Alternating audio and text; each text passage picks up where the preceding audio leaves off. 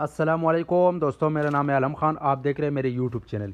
अच्छा, इस टाइम में जो आपको स्टॉक दिखा रहा हूँ, ये बच्चा कचरा बंडल आ गया है, ठीक है, MJ कंपनी वाला। कोशिश करना है वीडियो स्किप नहीं करो, वीडियो एंड तक देखो ताकि माल के हवाले से आपको ज़्यादा से ज़्यादा आइडिया हो सके, ठीक है।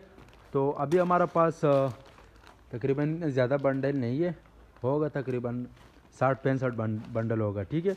तो ये एक कस्टमर है, उसका ऑर्डर है, ठीक है। मैंने बोला छोटा सा वीडियो बना दूंगा। ये एक बंडल खोल रहा हूँ, आपको थोड़ा सा विजिट करवा रहा हूँ, ठीक है।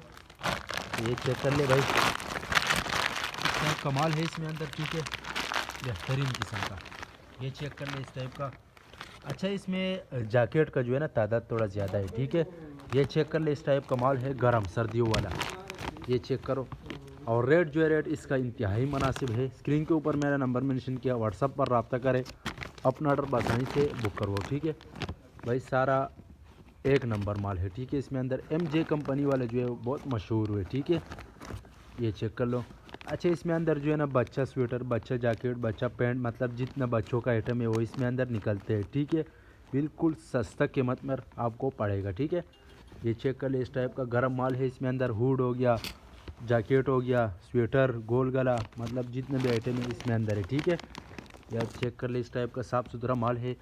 100 kg वज़न है इसका, ठीक है।